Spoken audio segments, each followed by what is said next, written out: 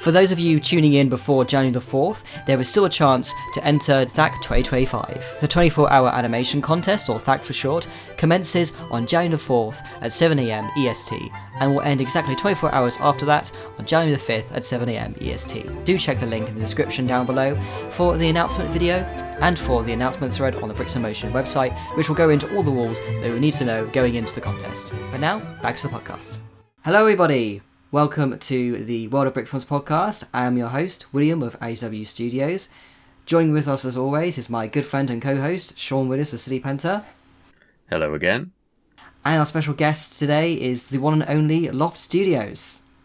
Hello. Hello. Thanks for inviting me. Yeah, it's great to speak with you. Yeah. I was just going to say, usually I would try and put on like my Bricks in Motion t-shirt, but it's suddenly gone really cold, and that's just not happening today, unfortunately. Yeah, I agree. But yeah, it's cool. Like, I've been noticing your YouTube channel has been like so successful recently. Yeah. And what really stands out to me is like you're doing something which like we've kind of, I guess, written off as like impossible in this day and age, which is like you have a successful channel in brick filming with all original characters and original stories and like, you know, fully multiple minute long films on the channel. Yeah, I've always liked to, you know, have my own characters versus using, you know, what's the name for it? The IP. Star Wars IP. There you go. That's the term I was looking for. Yeah, I like to use my own stuff versus IP, but yeah, so the when my channel got so big, I didn't expect that to happen at all. It was really the cardboard characters. That's what originally got really big. And that kind of came out of nowhere. Like, I was not expecting that. Yeah, I was just looking into it and I was thinking, you know, you've got this successful brick filming channel, but hey, it kind of looks like the channel blew up because of cardboard, not Lego. Yeah, so that's the awkward part, because I built my channel. My channel got pretty big with brick filming. I reached like 10,000 subscribers, and I was just making Lego animations. That was my big thing. But then the original cardboard guy video I made, that was 3 years ago, that one just blew up. And when that one blew up, any other video I had related to those figures blew up. So I was like, oof, I should probably try to capitalize on that. So I decided to make a follow-up video to see if it actually took off as well. And it did. Like, it blew up just like all the others. And when I say blow up, I mean like hundreds of thousands of views. So like, I think my biggest video is over 400,000 views. So that's pretty decent. It's not, I mean, it's not huge, but that's pretty good for me. And that's when I started getting subscribers like crazy. And the hard part is, as much as I love Lego animation, if I come out and post a Lego animation that's completely Lego, it doesn't do as well, because my audience that just blew up, they're all here to see the cardboard figures now, which is cool, but at the same time, I still love Lego so much.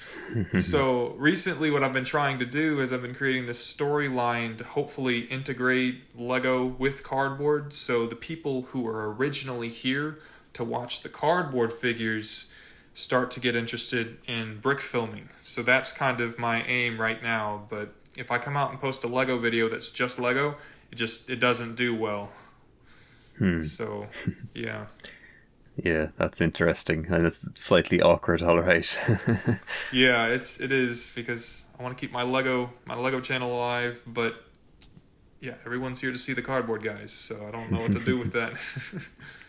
I think it is really interesting, because I think that you've really found your a kind of niche there, but that is that all the same is something that like is really popular, and something I do think about a lot, and we've talked about a lot of times on the podcast, is all about you know, people who, you know, they talk a lot about like content and you know, the kind of gaining an audience and that kind of thing, and the thing that like we always try and say on the podcast is like to, you know, if it's like the thing that you're making, like, well, primarily you should be making what you enjoy making, and if it just so happens that you're making something that does well, that's when it should, really kind of work. That's when it actually kind of works out.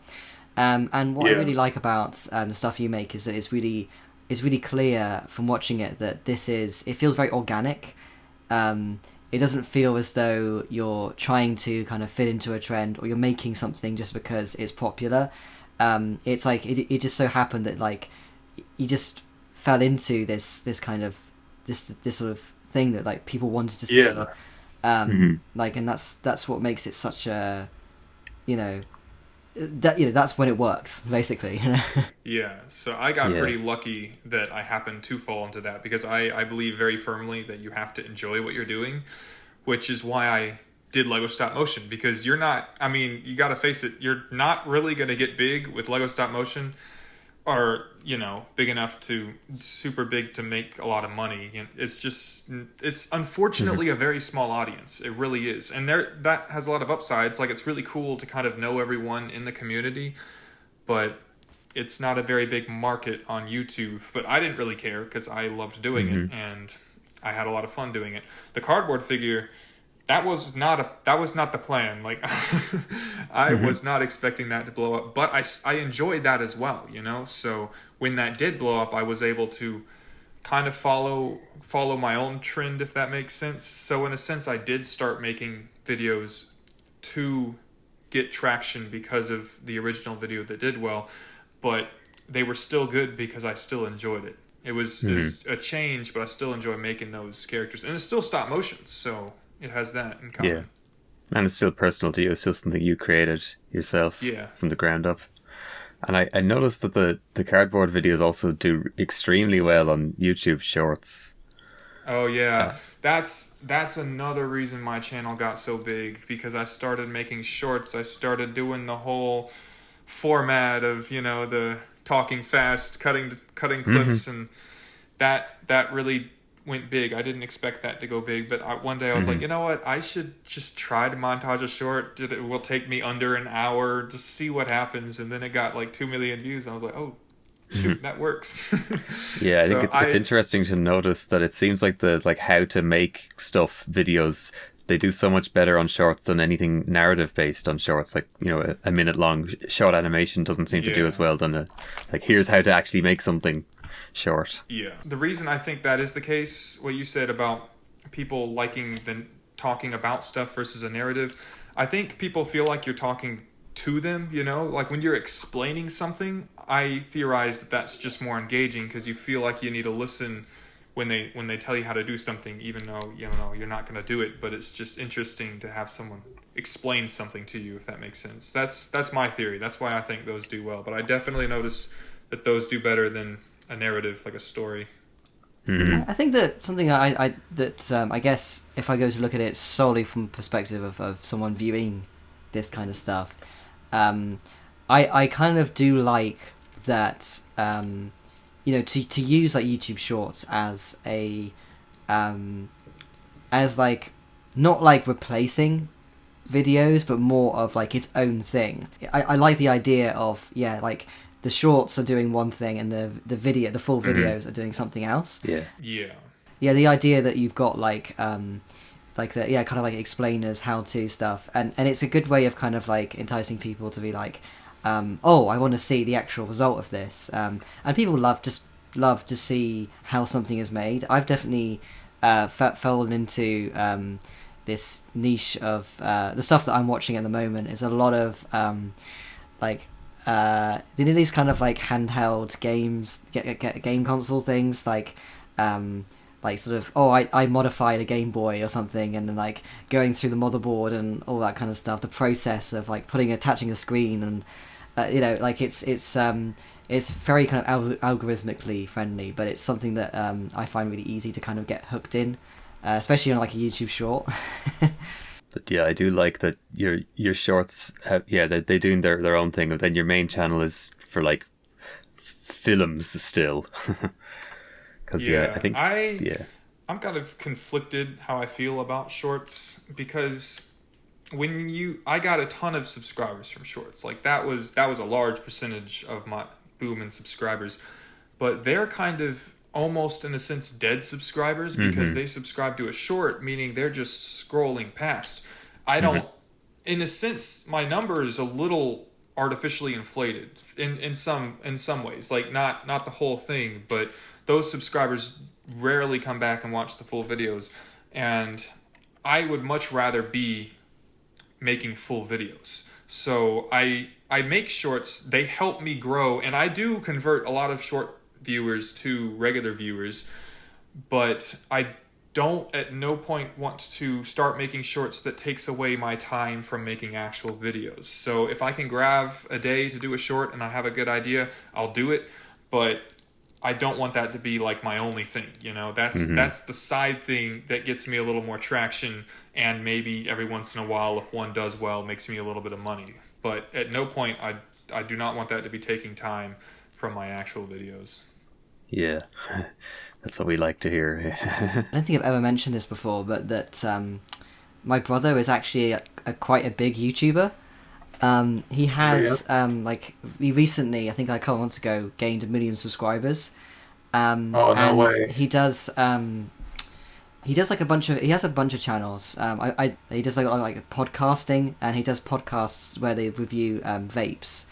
And he does like full videos that are like, they're not like, I mean, they get like tens of thousands of views, whatever, like a lot of videos, but the actual videos that do really well are the shorts, and the shorts can get so many, like 10 times more views than the videos. And it is kind of funny, because I think he was saying to me once that like it is a completely different audience. Like the shorts audience aren't really necessarily going to be the audience that actually watch the full video, even though quite often you'll see like the recommended video. I kind of thought of that as being like, oh well, yeah, so you do this to promote the big video, but it doesn't really work that way a lot of the time. You don't, like, you could get a really good successful kind of like short, and then it doesn't actually translate to like many views coming to the actual video.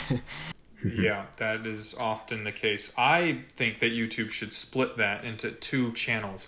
They already did kind of take some steps to divide YouTube shorts and videos, but you still have the same subscribers. I think you should have 2 separate subscriber counts, because that really is the case. I've seen several examples of YouTubers with millions of subscribers, and then they'll post an actual video, and they post regular videos often, and they're long videos, they're good videos, like they have the same quality of their shorts, but they barely get any views, despite the fact that this guy may have 3 million subscribers. They post a video, it barely gets over 100,000 views, even if it's a good video. So they really are different subscriber counts. If I were to split my subscribers, I think I would still have more subscribers for full videos, but a large chunk of that is definitely from shorts. Yeah, but I have thought that like your main channel videos are so much more alive compared to other channels I've seen that have loads of subscribers from shorts. Like, yeah, as you said, like some channels have millions of subscribers, but they're long, what I would consider real videos. They're just completely dead, just no views. But I do, I think with the rise of like short form stuff on the internet, we've been pretty concerned about like the amount of Brickfilms now, and Brickfilmers who only make like 6-second videos and 10-second videos and stuff. So I'm really happy to see that you've got like big popular videos that are a couple of minutes long with original writing and original voice acting, but it seems like you make them incredibly fast. I don't know if there's anything you could say as to how do you work so fast? Yeah, so at this point I have a lot of free time. Like when I got out of college, that's about the time my videos started blowing up, and they're making me money right now, like enough money for me to justify actually setting aside some serious time to animate more. So right now I'm on a hot streak of allowing a ton of time to animate, almost like putting full-time hours into it, and that's one way. But also I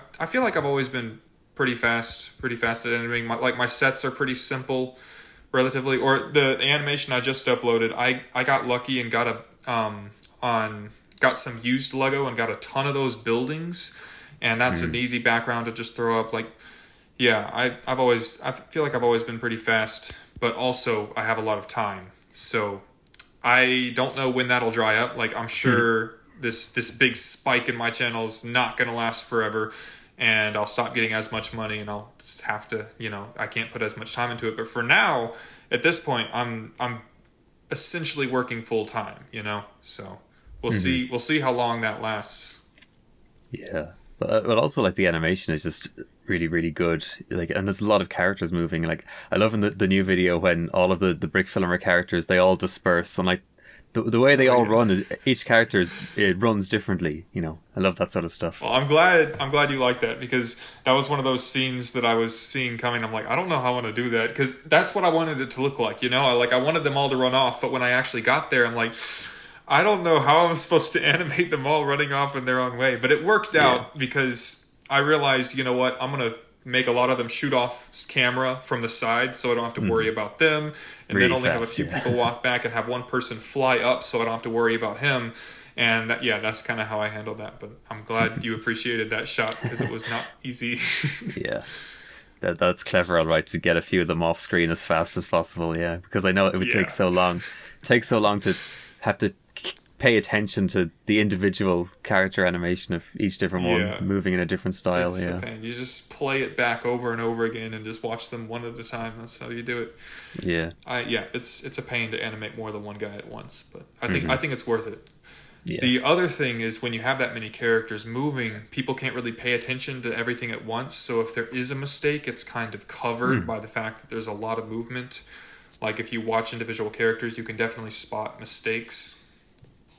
Yeah, but nobody's paying attention, yeah. There's so much of that in animation where, you do have to stop yourself from being too much perfectionist when there's, like, a lot of stuff going on. Something I've noticed is, like, whenever I'll do a scene where, like, say there's, like, a dialogue scene or something like that, where it's, like, these two characters talking, and, like, someone's walking past in the background that's not really, like, essential to anything narrative-wise. It's just kind of there as being like, well, to kind of add some there's something going on in the background kind of thing.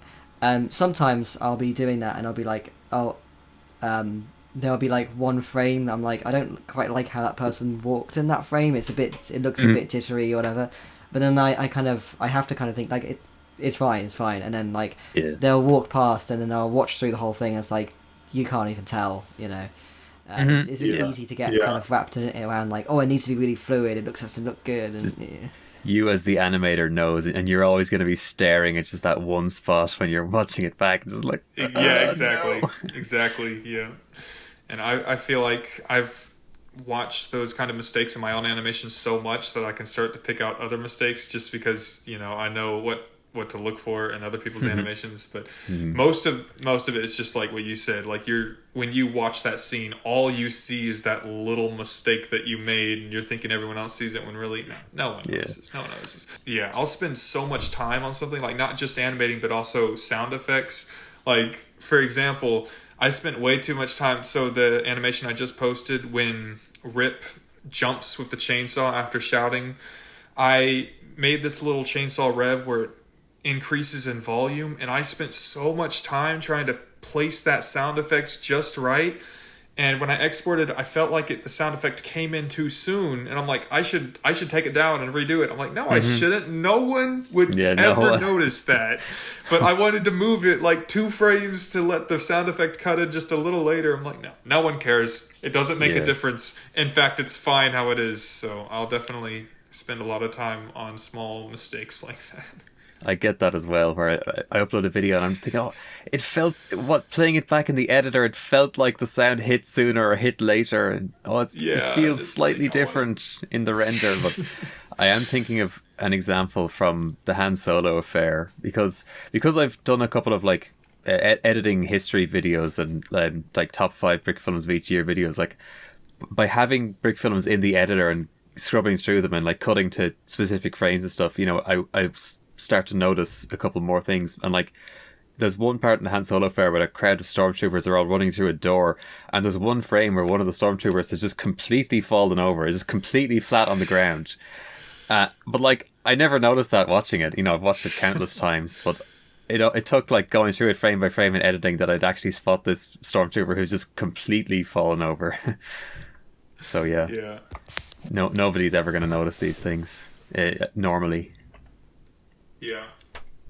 especially in crowd shots. Yeah. Yeah. When there's a lot going on, you're not going to notice. And sometimes I'll forget to move a background character. That's the worst. And you just you animated the foreground character and you realized you forgot to move him a few frames, and that's the worst, because it's you can't go back and fix it because you already spent so much time on this guy, and I hate that. Yeah, you just have to hope that nobody notices. Yeah. Something else I want to mention is that you record everything. You animate entirely on your phone, right? On Stop Motion Studio.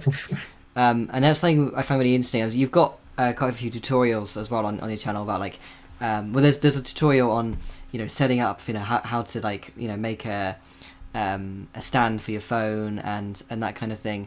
And it's something that I find really interesting because again we are seeing nowadays the kind of newer brick filmers who are getting into it now, that majority of people starting are using their phones on Stop Motion Studio. And interestingly, there is a couple of things that we associate with the kind of older sort of era of brick filming, certain kind of things which didn't seem to be much of a problem anymore. An example with that would be, I think, the camera angles. High angle. Yeah, that high angle shot where it's it kind of looks like you're just looking at toys kind of thing. It's phones as they are on their own. It's there. You do have to modify it and make something, make a stand for it to really work. And sort of build around it. So having a tutorial like that, it really kind of shows what you did, and the fact that it took me watching that tutorial for me to even realise that it was on the phone in the first place. I think it really just shows that it's how important something like that is. I think it's great just to kind of see what can be done, because something which we've been finding is that trying to kind of give advice for people on the Discord or what have you, or the workshops that we're doing on the streams on Bricks in Motion, is that we want to give kind of advice that kind of is applicable to everybody, but most of us in the admin kind of, or the sort of moderation sort of side of things have come from a sort of time period of brick filming where the norm was to be on a webcam with a computer, with either something like iStop Motion or Dragon Frame and that kind of thing. So sometimes we can't always answer the kind of specific questions that people might have about how do I do this in Stop Motion Studio? How does this apply to doing it on a phone? So yes, seeing your kind of the level of what you can do is really is really impressive, and it's good to know that you can do that with a phone, basically. Yeah, because I have really wanted to transition to Dragon Frame, which is the industry standard, but for fear of not wanting to learn a new program, I just kept sticking with my phone. But I kept finding ways to actually fine-tune issues. A big problem with the phone is it's really easy to have flicker. But I realized you need to change your settings to manual. And then even further, sometimes I'll get flicker and I don't know what the heck it's coming from. But only recently I found out that it was the shutter speed. Because sometimes, here's what I'd always do is I'd set up my camera, autofocus it, then set it to manual, and that'd be fine. But sometimes when I do that, the shutter speed goes all the way up to where it's just really fast. And when it takes those fast pictures, doesn't have time to properly adjust to the light, making this super annoying flicker. And for years, that would happen at random points, and I could never figure it out. But just recently, I found out that you need to turn your shutter speed as low as it can go without making the camera dark, and that solves that problem. So just, small things like that, one at a time, I've been able to really figure out how to use the app, and it's honestly a really solid app, especially for only costing $5. It's awesome. I might make a full tutorial just on all the little things that I've found with it to how to really use it, because I've used it for the past 4 years. I Yeah. know everything about this app. More video tutorials for brick filming on phones would be great, because I know that like on Bricks in Motion, yeah, sometimes people ask how to do things. We might link an older video tutorial that's more based around computers, or we might say like, oh, just download this free program, or do this. But the answer is always, oh, I'm on a phone. Oh, I'm on a phone. I can't do it. On a phone, and we're always like, oh, Yeah. these Everyone's these on a phone these now. kids on their phones. So yeah.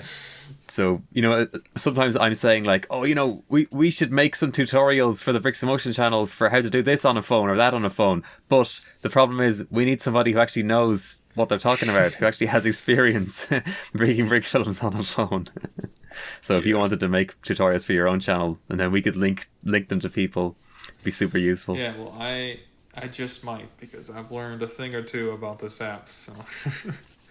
So this is kind of like secretly, this is like a pitch to be like, so you're an influential brick filmer. Can you make these videos? Yes, that's what it's looking like, isn't it? But no, yeah, I found that really really interesting, seeing the different processes, and also like the kind of trial and error of like the So I started off doing this, and then I started with the Oh, the phone mount one. yeah, the mounts, yeah. Yeah, and it's really interesting to seeing that kind of build,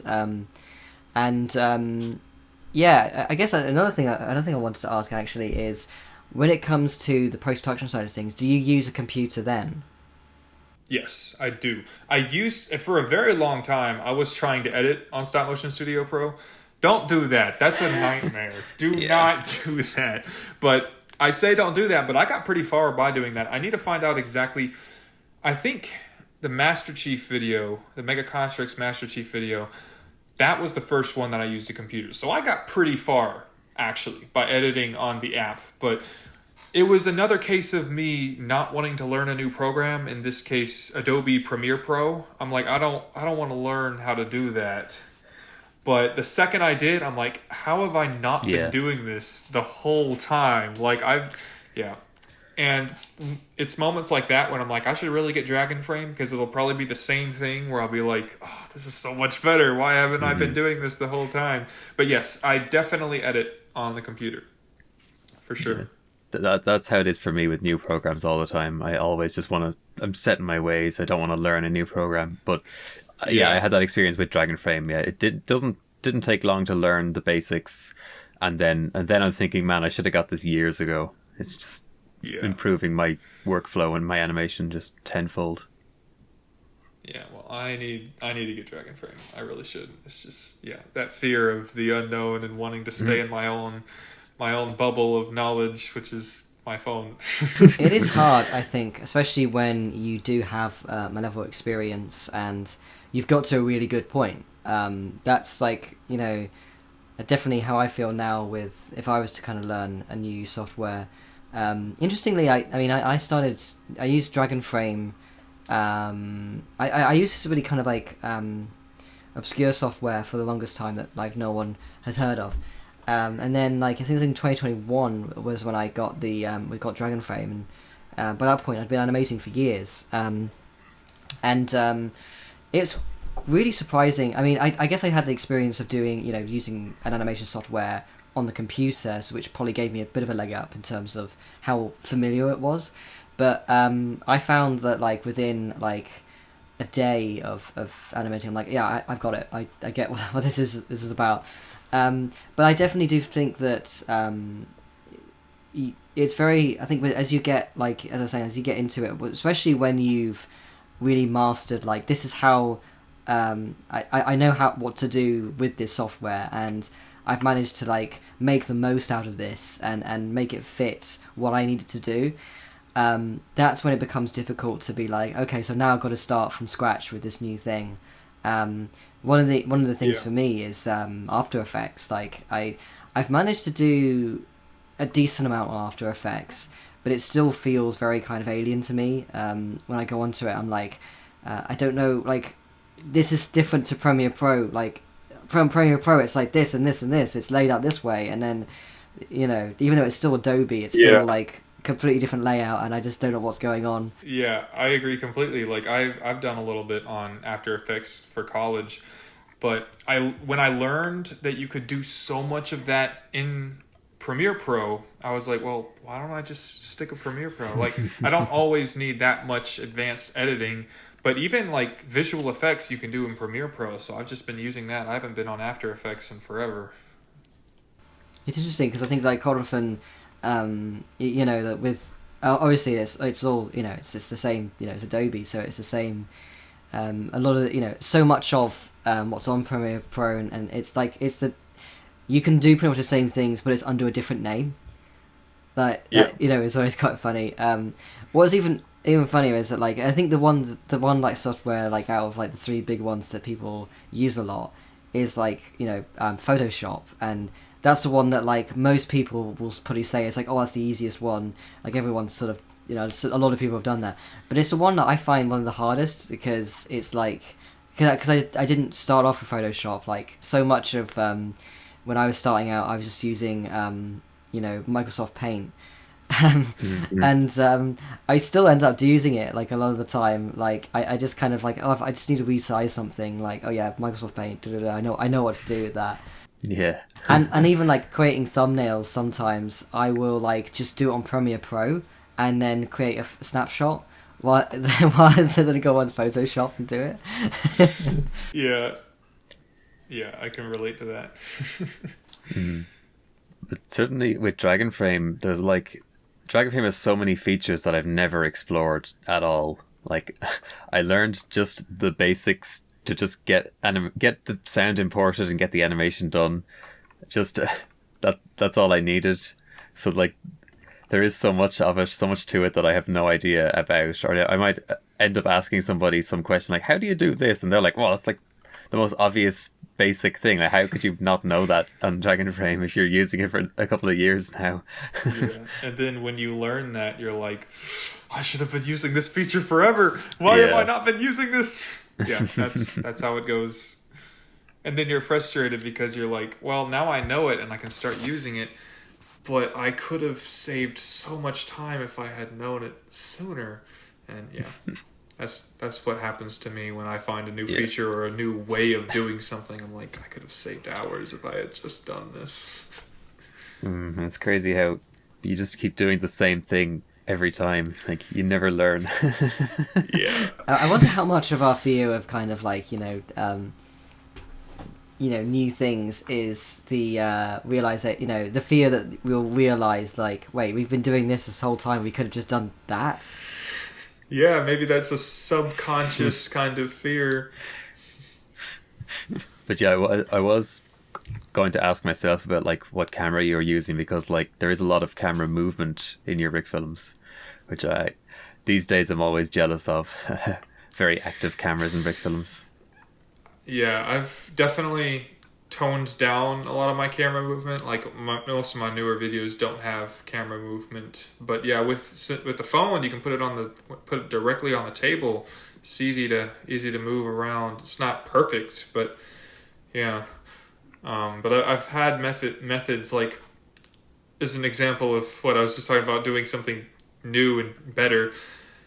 In one of my animations where Lego Lofty's like talking to the crowd of animators about the guy coming, the shots that are spinning, those are a nightmare because, you know, I'm not just moving to the side, but I'm also trying to move around the character, and if you start shifting too much back or too much forward, it's out of focus. So I took like 2 shots like that, and I really wasn't liking how it looked, but I spent so much time on it, so I had to continue.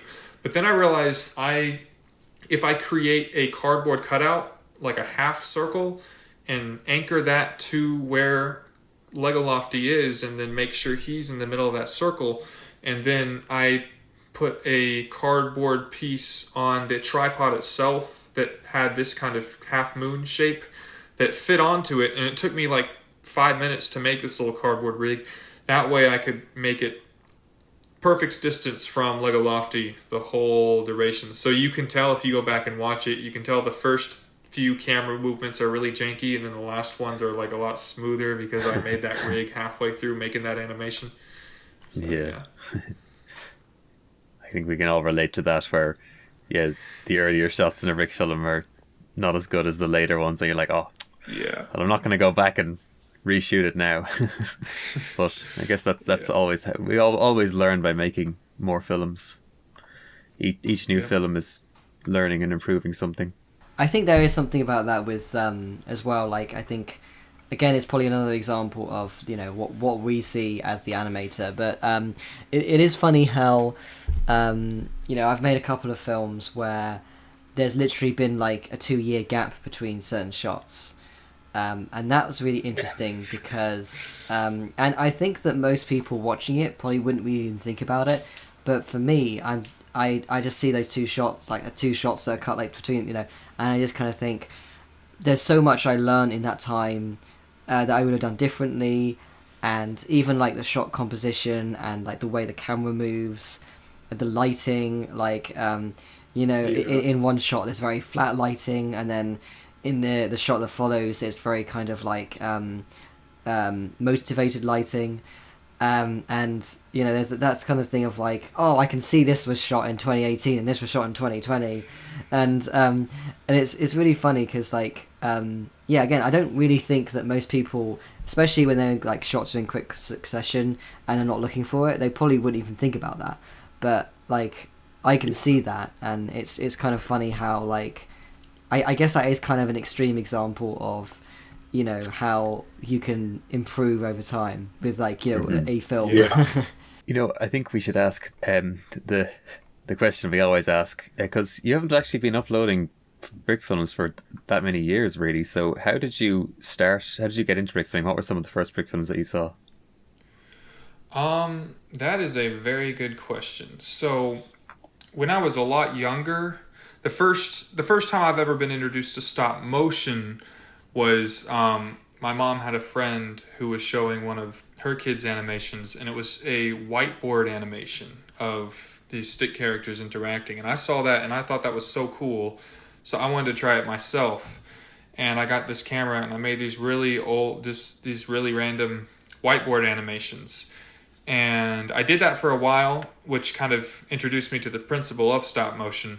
But then years passed, and then stop motion was kind of in the back of my mind, like I should do that again. I enjoyed that, but I never really got into it. I just that it was a long time ago, and so this big many year gap, and then we moved into a new house, and this house had it had a loft, which was crazy, and I got the bedroom with the loft. I'm like, this is so cool. This would be a perfect place to start stop motion again. And I don't know why that was the first thing that I thought of, but I think I kind of subconsciously knew the biggest reason I didn't want to do stop motion is because of the studio, all the setup. It would be in my way if I was wanting to make an animation on a desk. I would want to leave it set up, but I can't really do that because I need my desk for other things. But with this loft, I'm like, I can leave everything set up here and no one will bother it. So that's when I first started, playing with it. And if you go back and watch my very first animations, they were kind of just tests when I got the app. I'm just playing around with it. But then I got carried away is what happened. And that was another period where I think it was like right before I went into college that I had a lot of free time. So I really just got carried away with it. I would spend hours every day. And you can see a lot of improvement. So the first thing I did was the War on a Desk series. So I made like 4 videos for that, and you can see such a difference from the first video and then the last one. It's like so different. And so I really just got a big head start because I had a ton of free time, and I fell in love with the program, learned it like that. And then that was like the 4 or 5 years ago. Yeah, I think it's interesting nowadays how, like, we talked to a lot of people on the podcast and we asked them what got them into brick filming, but a lot of times they do say, oh yeah, I saw stuff like 8 years prior, which is very different to how it used to be. It used to be like when YouTube hadn't been around for so long, it used to be the case that people were like, oh, I saw this brick film and then I immediately started making my own. Like, it hadn't been around long enough that people had already seen stuff so many years ago that like they can hardly even remember all the brick films that they saw to begin with. Yeah, so for me, our parents didn't really let us on YouTube very freely, so I never really knew about the brick filming community. You know, I didn't even have a good idea of YouTubers or, you know, channels and that kind of stuff when I first got onto it.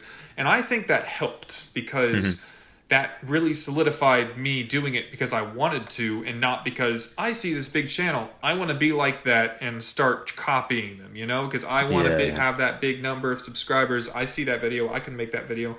So yeah, I think that helped. So I didn't know about the community. I didn't really realize, you know, that it was a big thing. I just started because I wanted to. And then, yeah, I don't remember why I decided to make a channel. I guess, I mean, I obviously love sharing what I made. And I'm like, you know what? I knew what YouTube was, obviously. It's not like I didn't know what it was. I just didn't get on it ever. So, yeah, and then obviously when I posted a video and I got like a real comment from a person that wasn't a relative, my mind was blown. I'm like, this is a real random person who just said he liked my video. And then at that point I was hooked on the concept of making this channel the best it could be. And yeah, so that's really how I got started. That's super interesting to hear that you weren't really allowed on YouTube much, because another thing that sort of perturbs us at the moment is the feeling that like a lot of people who are coming into brickfilming now, they've only ever existed in a world where, you know, YouTube is like, people are aspiring to be YouTubers and they're on the grind and they want views, whereas, you know, back when YouTube started there were so many more people who were just uploading videos just for the sake of it, just because they just liked making stuff. So it feels like the further and further you get away from that, like people don't even they're not even aware of that as a concept anymore. It feels like. Exactly. Yeah, I couldn't agree more. So it's very, very interesting to hear that, like, oh yeah, you've got this original thing going and you weren't growing up in that environment. That's interesting. Yes. I'm thankful because it's one of those things where, you know, your parents are telling you to do something and you're mad about it. Like we didn't have devices or anything like that, and you're like, you'll thank me one day. And boy, I have, because I feel like I wouldn't be the person I am now if I was allowed on, if I had my own phone, if I was allowed on the internet all the time. So I'm very thankful for that. I never would have thought I'd be in this position of thinking, yeah, that's a good idea. It's a good idea to not let kids just freely go on the internet, you know. Because I was always like, I was the person who was, you know, on the internet from like single digit age, just on like completely unrestricted, you know. So I always thought like, oh yeah, you know, it's so cool to just free access the internet. But now I'm like, oh god, you know, don't give kids phones. Yes, this is terrible. Especially because it's kind of like you see it from like basically before children can even speak, like with sometimes where it's like, you know, when there's like disgruntled parents are like, oh, you know, the baby's crying, you know, like the toddler's crying, I'll just give them my iPad and they'll watch like YouTube Kids or something, and it kind of that kind of spirals on, and now those like kids are now like, you know, 13. And they're making their own YouTube videos, and it is funny, like it's weird coming to this kind of point in like I never thought I think I was saying this to somebody the other day, that like I kind of feel like I'm getting like having like the attitude of like older people way younger than I thought I would, in terms of like my feeling about like technology and like, you know, kids being on the internet and stuff, and being like, I could absolutely see myself being one of those kind of parents that like the kids are like, oh, you don't let me do this thing, and I'd be like, no, I'm not letting you do this, you know, like yeah, I know exactly what you're saying. Like, I mean, I feel like I'm already have the attitude of, you know, that stereotypical old person who's like, in my day we didn't stare at screens, and then you're like, oh come on, but no, that's totally me. I'm like already saying that. It's ridiculous, you know. Yeah, and I never thought I'd end up saying like unironically be saying like kids these days and like exactly. I saw a headline recently, I think it was about New Zealand wanting to introduce a law that like kids aren't allowed to have social media accounts until they're 16, and of course, you know, all the response to the internet is like, oh, this is ridiculous, this is terrible, and I'm just thinking maybe that's a good idea. I mean, things get interesting at that point, but like that's not a bad idea. That's a solid parental thing, you know. Like I would highly recommend that. In fact, like I didn't have a phone until I was 18 and I was just fine. So, yeah. So that's interesting though that they're actually trying to make it a legal thing like that. That's very interesting. It's kind of funny because that's almost what I was like. Just because not because my like parents are strict or anything, just because we just didn't have the internet until really late. I think people kind of find it kind of surprising when I say like, oh yeah, like I didn't really have the internet until like 2015, because like it's that's so kind of so recent. But like yeah, I just didn't. I mean I made brick films before I had the internet. Like I just didn't. I wasn't really kind of thinking about. I guess similar to you. Like I wasn't really thinking about like, oh, I want to make this thing that I've seen, or anything like that. Yeah. And I'm quite happy that I wasn't on the internet until I was like 15. Like. Yeah, it makes a difference. It really does. I mean, I guess I probably do have to acknowledge that, like, I do feel like it was a really good influence on me to be on the old forum and then the Bricks in Motion forum from a super young age, and like, but that was way more controlled, like, way more moderated. Yeah. Like anybody who would have been a bad influence is going to get kicked out. So like, I was super young, but I was influenced by people who were like more intelligent and older and like had really good critical thinking and like made really good arguments and points in their forum posts. But that, to me, that just feels really different to how social media appears these days. Yeah, so that's a good point. Like, social media and the internet isn't all bad. There's a lot of benefit that can come from it. It's just really hard to make sure that's the only thing people are exposed to, because the internet, you can get anywhere and do anything. But yeah, there's a lot of good that can come from it as well. You just have to use it as a tool and don't let it use you, because even today, like, I have a phone now, and ever since I got a phone, I feel like I'm always in this battle to not get sucked into dumb scrolling. That's a thing that happens even to the best of us. Like, I always feel like I pride myself on not being on the internet as much of a lot of people, but then I'll say that and then find out, look at my screen time, like, I'm not as good as I think I am. The phones are incredibly good at hooking you in. They're designed to do that. So you really need to be on your guard. Yeah, absolutely. Yeah, if you just use it as a tool. That's what you got to remember. Because there's a lot of good that can come from it, but also a lot of evil.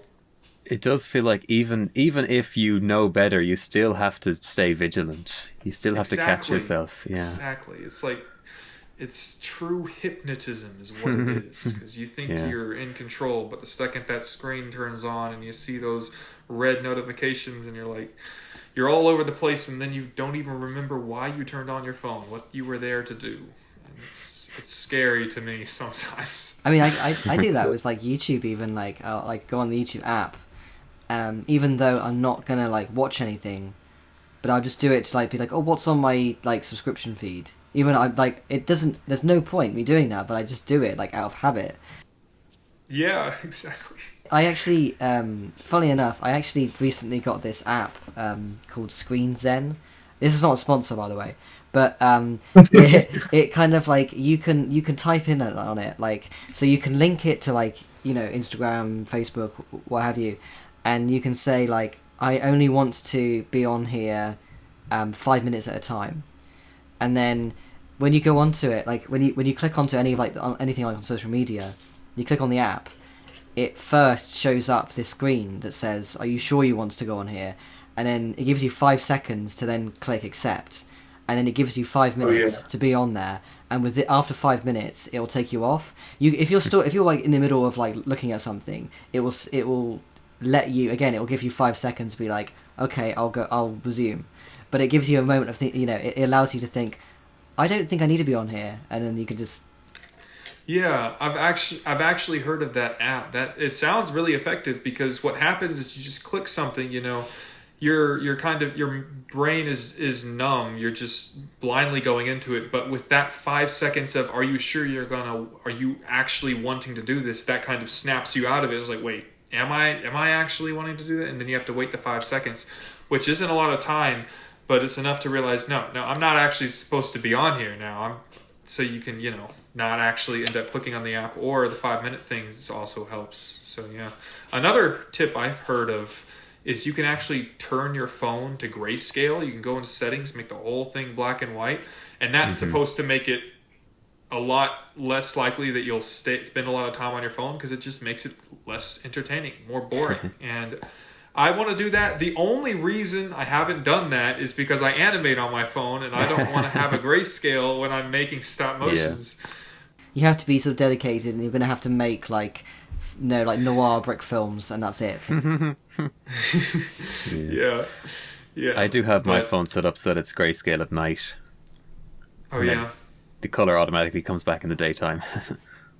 Nice. But yeah, I think it's interesting that your Brickfilms have like mixed media style, like with the Lego and the cardboard and everything else. And you're talking about making your own cardboard rigs and stuff, because like I think it's pretty clear that you're not just influenced by other Brickfilms, and like, even asking how you started making your own stuff. Like it wasn't just, oh, I saw this Brickfilmer and then just copied him and just tried to make videos exactly like him. Like it's not like that at all. And it's not just stop motion as well. You also do like 2D animation as well, don't you? Like, yeah.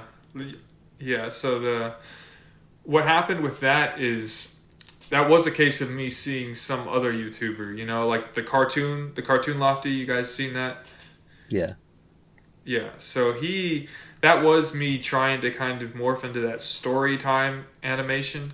And admittedly, I have to admit, that I was kind of looking at the views and the other people. I'm like, these people are huge. I feel like I can create that kind of quality.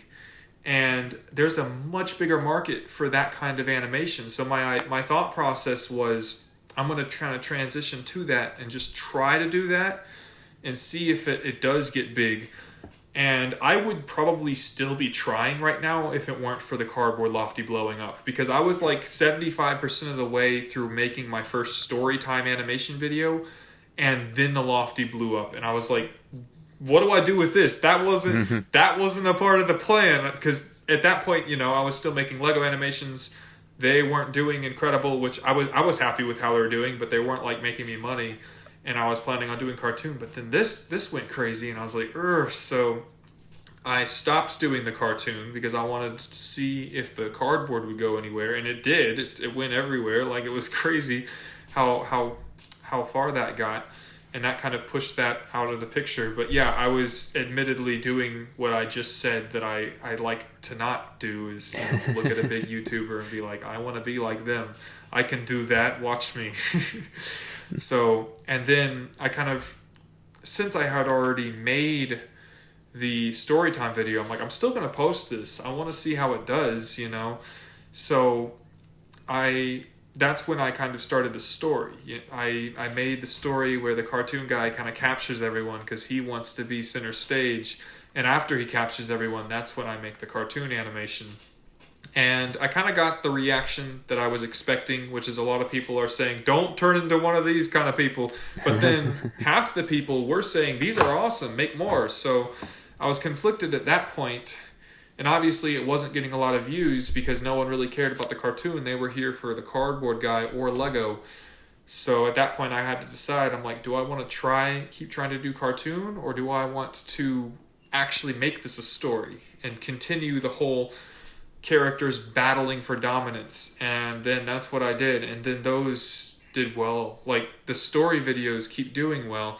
I've reached a point where I can kind of count on them doing well because it's episode 1, 2, 3. People want to know what happens next, and that's where I am now. I just released episode 9, so we'll see how far that will take me. But yeah, is that kind of almost like a metaphor when it comes to like the different mediums competing against each other, that it's kind of like the actual kind of algorithm itself, like that some things are being kind of like get a bigger reach than other things.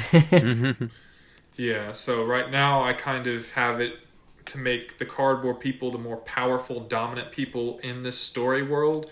Well, Cartoon Lofty seems really powerful, but he's not winning any of these fights, So the reason he's not winning is because people are commenting that they like the cardboard guys, you know? That's the reason Lego's not winning either. Lego's not winning the fights because people don't like the Lego guy as much, which is sad because I love Lego Lofty, but it's just it's awkward. But my plan is with this story, hopefully I can kind of integrate them to where all these people who are here for the cardboard guy will go back and watch Lego videos. That's my scheme. I'll see if it works. And then I can introduce this new audience to the world of brick filming. And yeah.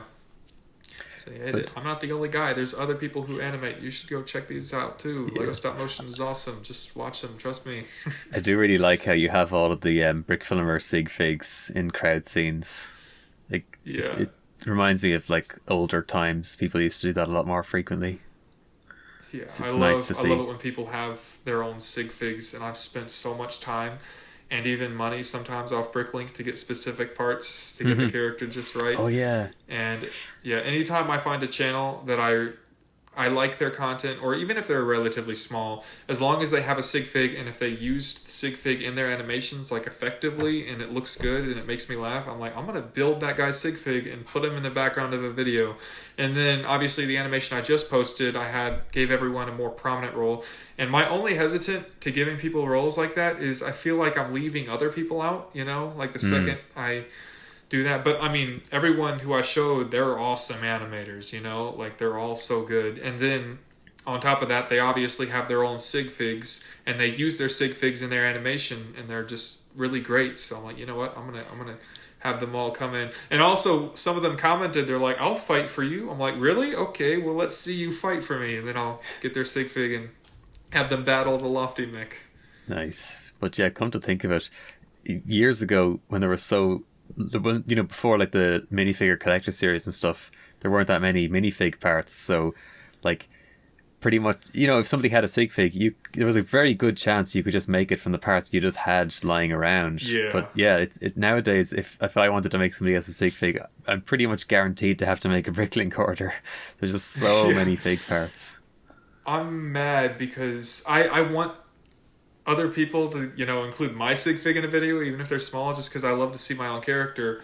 But my torso and my hair piece are both rare pieces, you know? I didn't mean to do that.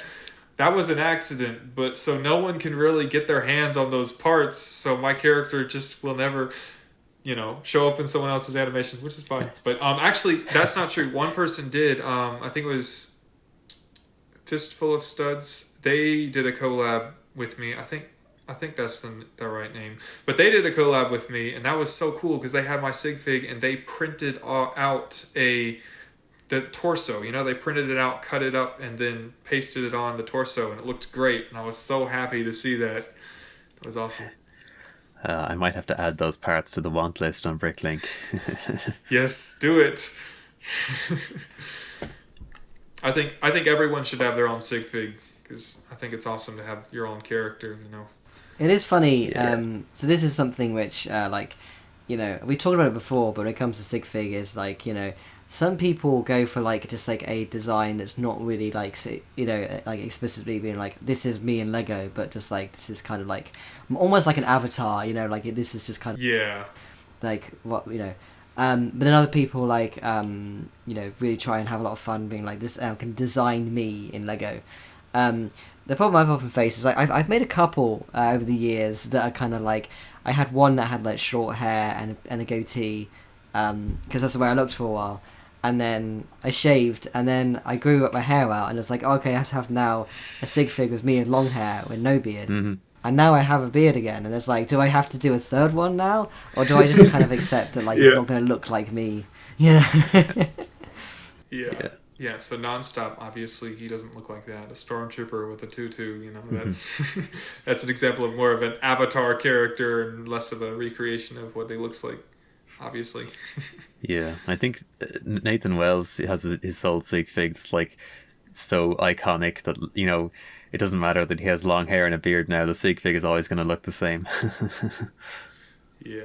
But are there any other specific brick films or specific brick filmers that have been inspirational to you at all? As of recently, I don't know. I definitely see a lot of animations that I that I like Nonstop. His animation style is so, choppy and bouncy, and I kind of took a little inspiration from that. I'm like, I can't believe how he makes it work, like they both make it work where it feels like such a low frame rate or sharp movements, but it looks good, and I'm like, I'll often try to go frame by frame and try to add a little bit of that, not to the extreme, but I'm like, hey, that works. And then, yeah, I don't know. Brickology, I actually kind of found his channel relatively recently, and I just fell in love with it. But he kind of has the same thing where he has these bouncy character movements, and I just really liked that. So I kind of morphed into having more choppy motions with my character. Also, Lego Movie, I don't know if that counts, but yeah. when I started doing some shots for the Lego Movie Rebuilt project, that was the first time that I started watching like really closely, the way the characters were animated, and my mind was blown when I found out how sharp their movements were. Like they were on 2s and 3s, and one of them was even like 4s, just how low the frame rate was, yet it looked great. And that was a true pivotal moment for me that I'm like, you know what? I'm spending way too much time moving every little detail when it should be like that, like one frame, the arm would just move, snap right into position because it looks better and it takes less time.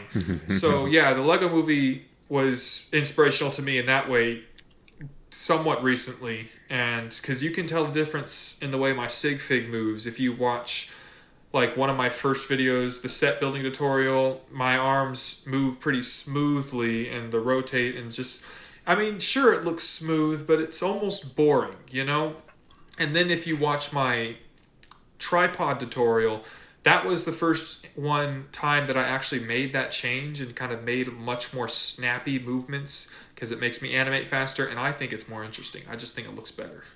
Yeah. It's more, I guess, like animated, right? Like yeah. It somehow feels more alive like that. It's more interesting. Feels more like a toy, maybe. The less animation makes it more animated in some weird sort of like, in a weird way. Yeah. It is a concept that people don't always immediately get. If we're talking about like, oh, sure, animation can be smoother, but it can also be like so smooth that it's just boring or robotic or just not interesting. Yeah. Someone commented on my video this morning, and they were saying that they're trying to make an animation on 24 frames and they're going to bump up to 28. And I replied, I'm like, that's awesome, but don't be afraid to do a low frame rate. Like sometimes I wish I animated at a lower frame rate, and it just, you can have a frame rate that was too high. And also I was like, don't animate at 28. If you're going to animate that high, I would stick with 24. But even 24, I'm like, you can go down from that. You can have good animations. In a lot of cases, less frame rate can equal smoother in a sense. Mm-hmm. So that's what I was trying to say. I'm like, don't be afraid to animate at a lower frame rate. Yeah. I very much agree with all of that. Yeah. I've been animating at 24 for so long now that I'm kind of afraid to change that. But even though I animate at 24, I still try to, have shots with 2s, and it's still super snappy movements. But there's a lot of times where I'm like, you know what, maybe I should drop down to 15 or even 12, like it works. People make it work. I think 24 and 2s is kind of what I've kind of rested on. I think it kind of just works the best. Like in the sense of like all the animation is 20 is 12, but then the camera movements are smoother, on ones basically. I do think that you make 24 work as your own style. Like, yeah. As long as you know that you can do 2s and 3s, then I think you should stick with 24. And you could do a film that's all 24 on 2s the whole time if you wanted to, because then that's just 12. Animating on 2s, you can also have certain objects move faster. Like one experiment I tried was having lasers move at 24, but all the characters are on 2s. and certain things like that. Or when you do need to pick up the pace, you can cut out from 2s into 24. So there are certain tricks you can do like that when you animate on 2s. Yeah. I think that one thing I do like the idea of, I think, especially because your like, you know, your cardboard figures obviously have so much more articulation. It kind of makes sense that like you'd want to have the ability to have like a higher frame rate with them. I think the thing with quite often with like Lego, when it's like strictly Lego, like with minifigures, is that because they are very kind of simple in terms of like what they can do, it kind of doesn't really always make a lot of sense to kind of have like a super high frame rate. I think that's something that people don't always realize, is that like it fits so well with like, you know, like 12 FPS in particular, and some cases, you know, going lower than that, because they are by nature blocky, and it just kind of it just fits in really well. And Lego minifigures are so much smaller than most stop motion armatures as well. Yeah. Like, so actually getting small movements is really hard. Yeah. The increment's small enough to justify 24. Like if they're not moving very far, yeah. And also as well, I think with with the nature of your videos being like mixed media, with having like, you know, you have like minifigures and you've got the kind of cardboard figures. I really do like the idea of, as you were saying, like going 2s and 3s. It kind of reminds me a lot of Spider-Verse. Where different characters are like, you know, some of them are quite choppy, and like on like 12 FPS, like, you know, which I think for like a kind of like, you know, 2D big, you know, film like that, it's quite, you know, that is significantly quite low, but then, you know, there are some that are very fluid, and it all just kind of works together, and it adds like have like character through the frame rate that they have. Yeah, certainly the Lego Movie does count very much. The Lego Movie and Spider-Verse, I think, have been like possibly the most influential on how people animate and approach thinking about animation in brick filming. Like more influential than any other specific brick film has been, you know, in the last decade. Yeah, those have been very good for. One thing, thinking about the different frame rates, I'm thinking of your animation with it was your brawl entry, what was it called, the out to lunch one out to lunch, there you go, and you had that guy. That was so funny. I loved that Brickfilm so much, and I want to animate that guy because he'd just be so fun, you know, just those exaggerated choppy motions, and he was just so funny. And that's one of those videos that I wish would get more views, you know, but that guy was just so funny, and that was obviously a much lower frame rate, and his movements, So how exactly was he animated though? Like how many frames in between each motion? Yeah, people sometimes ask like, oh, what frame rate is he on? But he's not on a specific frame rate. You know, like the video is 24 FPS, and everyone else is moving at 12 FPS. But like that character is just however many frames need to be taken for each pose. That's what I did. You know, I had no frame rate in mind, and sometimes he's even like on 24 on ones when he has the money and he's like throwing the money, like that goes up to ones. So like it's literally just, I guess, however many frames makes it look like how I want it to look. It's kind of like it's based on like comedic timing, isn't it? You know, it's it's just timing. I think that actually is a very good point. If you did have it set to a specific frame rate, he wouldn't have felt as lively. He would have felt choppy. But the way you did it, he was just, you know, his own crazy character. And then it was really funny also when he snapped out of it and he's like, oh, you mean like this? And then he starts moving and talking normally. That was so funny. It was just such a good idea. Yeah, I really wanted to push different characters on different frame rates too. Like it's, you know, as far as it could be pushed, you know.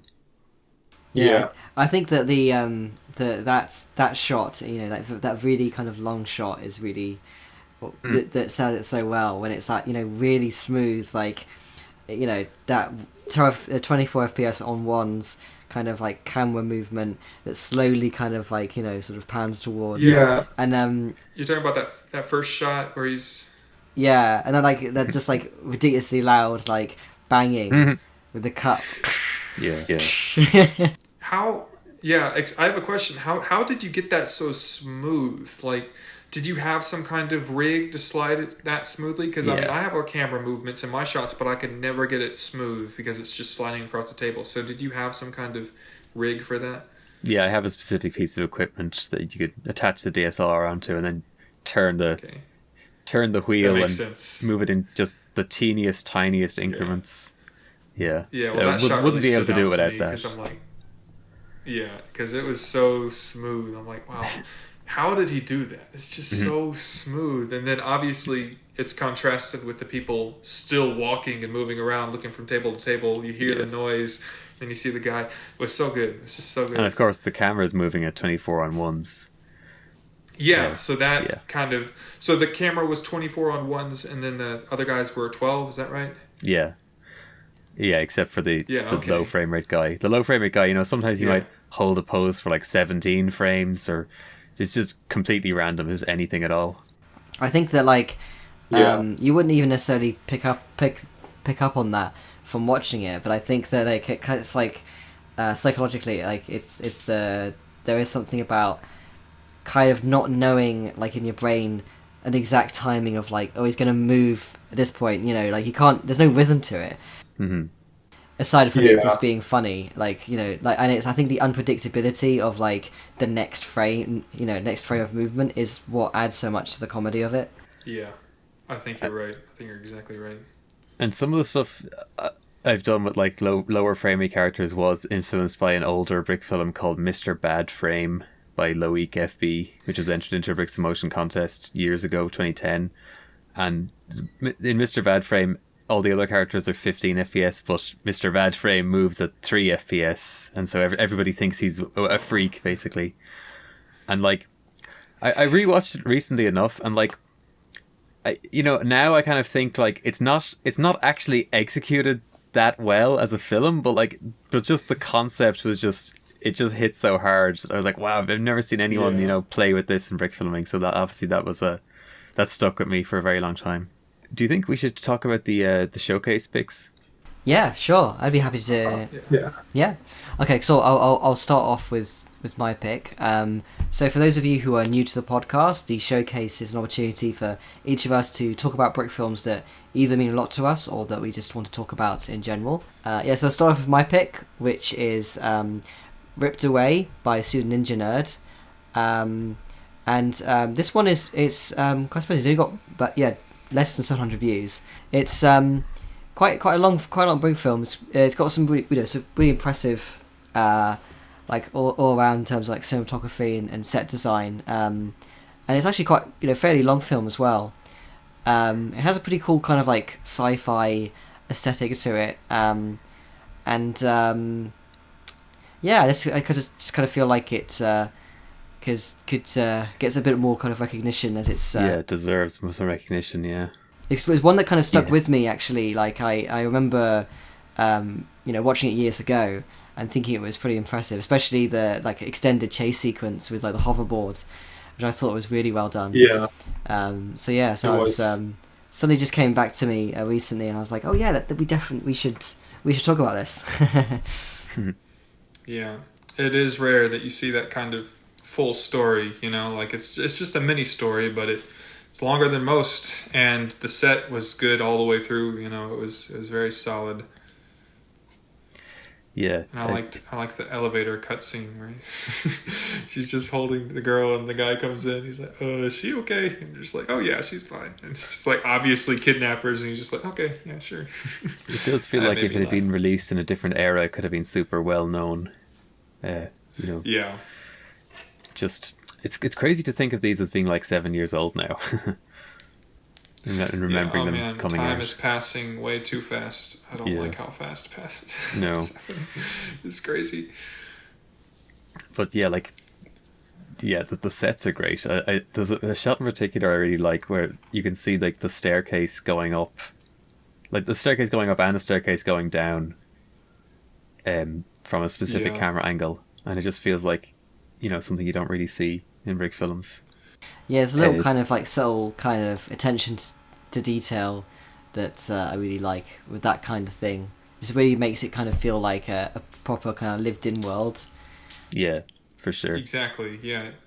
in particular, one set I really like. There's so many sets in this film.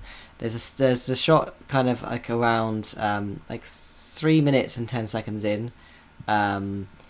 That's is kind of like this really cool. It's obviously the exterior of the building, and it's just got this really nice kind of like quite kind of I mean I guess relatively simple kind of design, at least conceptually, but it's like really nice kind of like, you know, sort of like lights and this kind of like arched doorway. It's just kind of it's just very effective. And like through the windows and the door, you can see like the robot and you can see the staircase. Like, yeah, you're right. It does feel like a lived-in world more than a lot of brick films, which is really nice. This is definitely the type of film that's like what the showcase is made for, essentially. Like, it does certainly deserve more recognition than it got. And the title is awesome, like the opening sequence of all the Lego letters coming up. Yeah. I love that. Feels very Lego movie-ish. I do always love to see a brick build title. One of these days I have to make a brick build title of my own. Yeah. If I ever make a film that if I ever make a film that I'm not just spending 1 week or 1 day on, one of these days I'll do a brick build title. Yeah. Yeah, there's like one day I'll make a title that isn't just a Myriad Pro font. Yeah. At the very end of the... Yeah, slapping the title on in the last 10 minutes of Brawl, yeah. Yeah, it's kind of crazy. I guess we've been making this... we've been making this podcast for quite some time now. Because I was thinking, like, you know, like this film was relatively kind of recent when we had Super Ninja Nerd on the podcast. Yeah, Super Ninja Nerd was like one of the first episodes, I think. I think it's like episode 3 or maybe 4. Like it was like early on. Yeah, we've been doing this for a long time. But yeah, Super Ninja Nerd has always had really nice, clean set design and nice, you know, shot composition and everything. And also has like some really like, you know, he has a kind of around this time he was really active. Like, he made quite a lot of different brick films. He did My Unlucky-ish Life, I think, the year after this, which like a series of brick films that were really well animated and had some really kind of like big sets. And they were really well done as well. Yeah, I guess it did always feel like a shame that he didn't get more recognition. It's always nice to see him reappear for Attack every now and again. Yeah, absolutely. And also as well, I think it's kind of I mean, I guess I kind of think of him as being kind of my generation of brick filmers in a sense, because he kind of started, he was active kind of around the same time as I was kind of like starting off, and kind of like, you know, was kind of cursed in the sense of being in that era of there's a lot of really talented brick filmers who made stuff which I feel as though you know, it felt kind of like a sort of, you know, it like a spiritual successor to the kind of brick films that we would have seen, you know, like the old classics, but they just were in a completely different era in terms of like success. Yeah, it felt like they didn't make the splash that they really should have, and it, like sort of through no fault of their own. Yeah, it's just a matter of timing and YouTube changes to the YouTube algorithm. Yeah, the algorithm is cruel. Yeah, that's right. They needed more Hulk and Spider-Man experimental number matching. Yeah, exactly. One film, my pick for the underrated films was Benefactor. So that one, I love that one so much. Yeah. And I was outraged to see that it didn't do very well. I was like, this is so good. Why is this not like, why hasn't everyone seen this? And I loved it so much because it was an original story, original voice acting, just so many jokes that felt so authentic. And also the set was so good. Like, yeah. It was just awesome. So I was sad to see how little views that one got. Yeah, it's kind of funny because it's like, oh well, this time for this episode we've really gone for the underseen brick films. So with this one, it's like, oh, at least this one has 2.8 thousand. You know, it has. Yeah. So I mean, yeah, I don't realize that is a good number of views. Yeah, but no, it's criminally underseen regardless. It just. Well, 2,000, almost 3,000 views. Like, that's good, but it just deserves more, you know? It deserves so much more. Because you can see just how much time has been put into it. And it's good, it's authentic, it's funny. And, yeah. Mm-hmm. So and it has those faces, like the face animation in camera. Yeah, from the Craftsman. He originally made those faces. And that sounds like a nightmare to animate. That mouth animation, and it's synced up with the audio perfectly. Like, I don't know how you do that. It was so good. It's just so good, and it is really cool, you know, to see the in camera mouth movements. There's something about that. It's just the physicalness of it is really awesome. Yeah. That's on another level of like dedication. I could not imagine doing that. Exactly. Kind of started now doing. Sort of digital mouth animation. But I mean, avoided digital mouth animations, but as in like I use these kind of like assets which, you know, they look like printed mouths. You've probably seen those kind of before.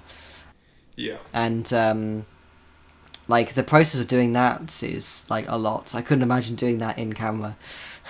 I do feel like this film kind of it leans into the like the cartooniness, like the sort of jankiness almost, like.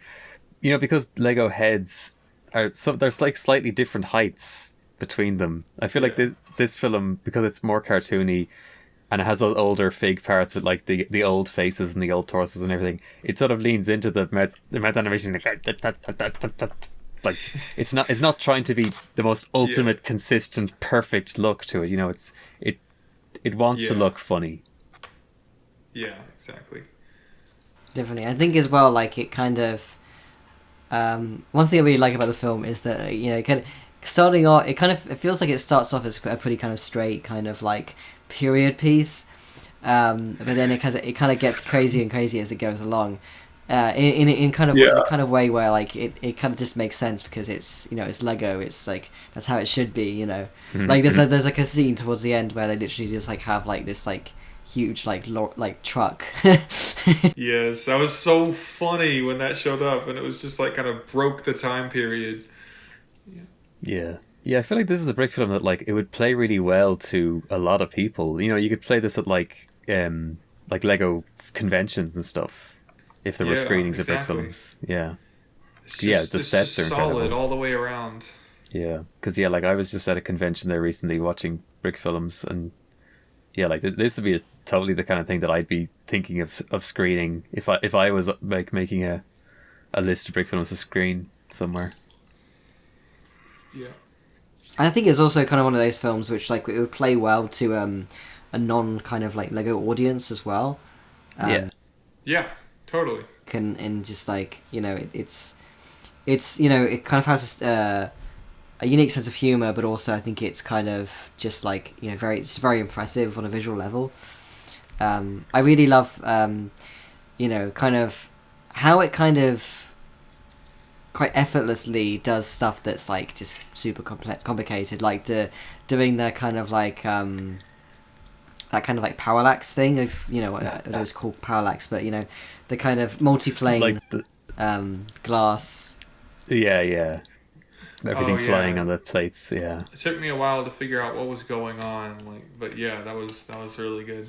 The shot that stood out to me the most was when the wagon comes onto the road and they have that weird pan zoom. I still it took me forever to realize what was going on, but it's like the moving the camera back and increasing the zoom. Is that what that is? That's how they do that. It's like the so vertigo shot. I want to have a shot like that. Yeah, I've never tried that. But although I have seen some tests of that in brick filming. But yeah, it's really cool, really standout shot in this brick film. I have a one quick shot of it. It's just like for a second. It's not dramatic, but it is, you know, it does have that zoom in, but it's like for a split second. So, but I would love to make it more of a dramatic scale. Like it's obvious that kind of zoom in. So there's a lot you can do with that. even though this doesn't have many views, I am quite happy that like it does get referenced in the Bricks in Motion Discord. Like people do bring it up and talk about it from time to time, especially because Yeah. like years ago it always felt like there was sort of a different strain of Bricks in Motion classics compared to like versus the brick films that everyone knew. But then over time, it felt harder and harder to consider something to be a Bricks in Motion classic. Like the Bricks in Motion community thinks is a classic that's like different to what the general public thinks is a classic. But with this one, with the amount that it does actually get referenced, like to me, this feels like okay, yeah, this can be considered like a classic within the Bricks in Motion community, at least, even if it doesn't have wide recognition. I think it's hard to like kind of these nowadays to kind of like think of something that has like longevity in the sense of maybe it's almost akin to the the thing of like how DVD sales saved a lot of films. Oh yeah, cult films, yeah. The YouTube, or like if something not doing that well on YouTube wasn't kind of the absolute sort of death of a video, because if it got some attention on the Bricks in Motion forums, there was like it did generally kind of feel like there is an actual kind of audience for this, and there is actual kind of buzz around something where it kind of becomes remembered. And you could see that with like a lot of stuff where like it felt like some things had like a lasting impact. Whereas like nowadays it's kind of hard to replicate that like on Discord when it's like everything gets posted to the kind of like brick film releases kind of section, and there are like there are still some films that do have some staying power in terms of like it'll get talked about for like a few days, and it kind of feels like it gets remembered, but even then it's like it's not quite the same, I don't think. No, it doesn't feel the same. There's the occasional outlier like Sanjira's stuff, but like really the contest winners is like the last holdout. Like you can see something like Live Rich Die Richer influenced a couple of people's style. Like in the following brawl there's a couple of films where you're like, oh, that's kind of reminds me of what they were doing in Live Rich Die Richer, but that only has like 1,000 views, but it still has some localized influence. It lives on for longer. Community films, yeah. So the contest winners they still do manage to hold on to that ability, but outside of that, it feels really hard. Yeah.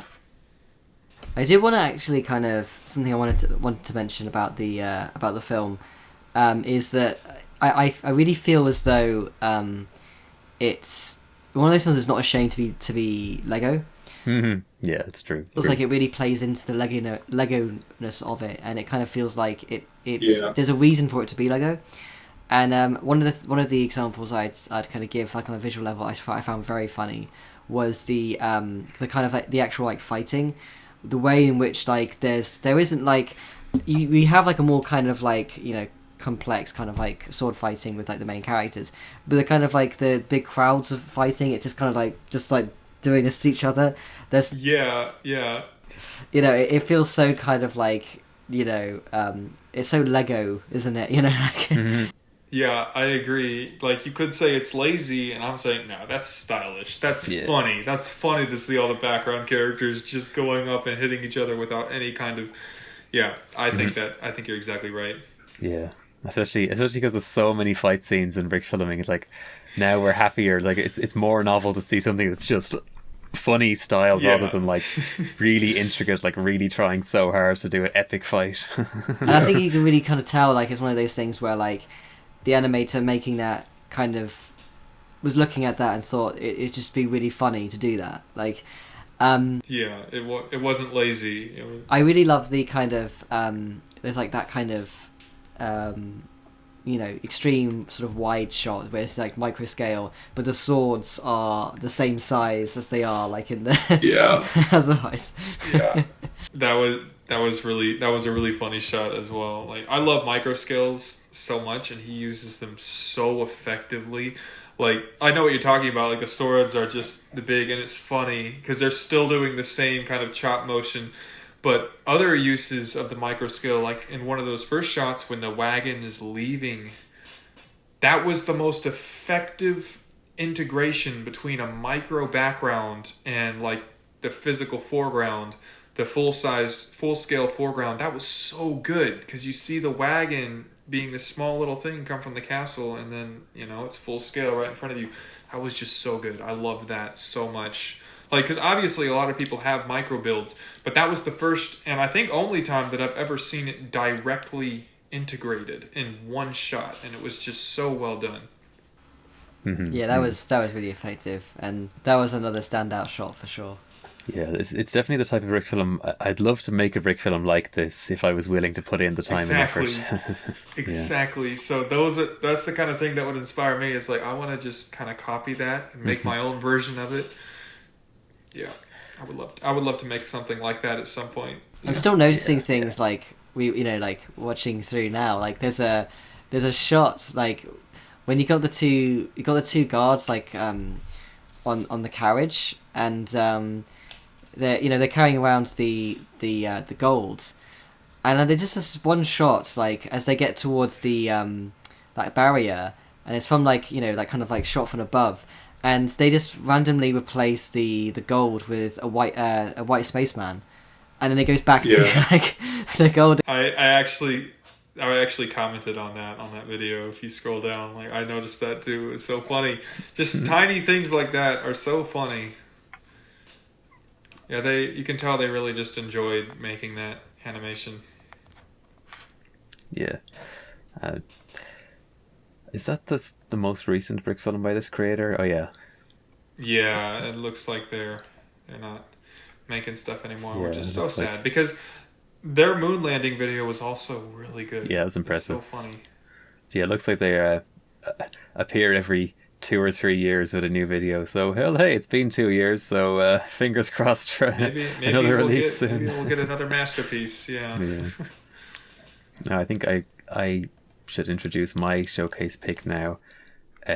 Another brick film with under 700 views, although the German language version is about 2K because it's a German brick film originally. But I decided to go with I Think He's Coming by Loft Studios, also known as Bashi. And Bashi is somebody who we've met in Germany at Steinerei, and he's super nice.